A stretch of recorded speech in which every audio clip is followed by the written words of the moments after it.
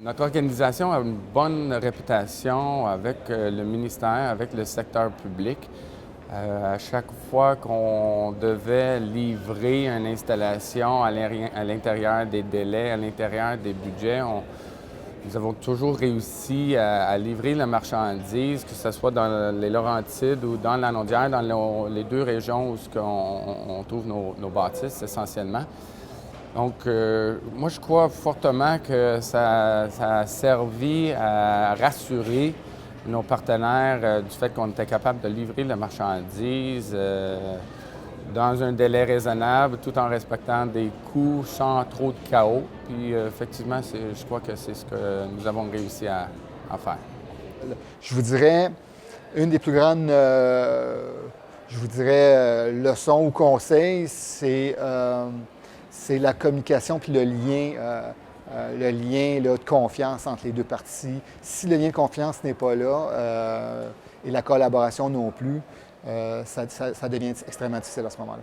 Je pense que dans ce partenariat-là, un des facteurs de succès repose sur la confiance que pouvait avoir un acteur important qui était l'agence. Villa Medica étant dans le réseau montréalais depuis 50 ans, a fait des bonnes choses depuis 50 ans, a eu des présences aux différentes tables qui existent, autant des tables cliniques que des tables administratives. On sait qu'à Villa Medica, la volonté de bien faire est là, et pas juste la volonté, mais la possibilité de le faire. Donc, l'agence nous faisait confiance par rapport au contrat en question.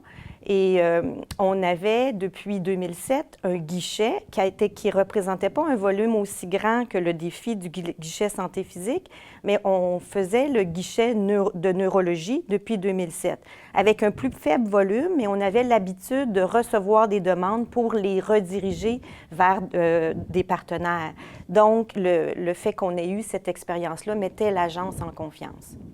Il y a deux mots ou deux valeurs qui reviennent lorsqu'on parle des relations avec le secteur public, c'est le respect et la confiance.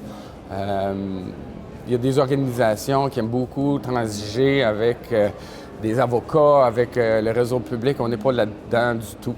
On considère le réseau public comme un partenaire égal à 50 %, où ce qu'on doit arriver à un consensus et non pas trancher par d'autres façons légales, plutôt judiciaires. Donc, c'est un partenaire dans son sens pur.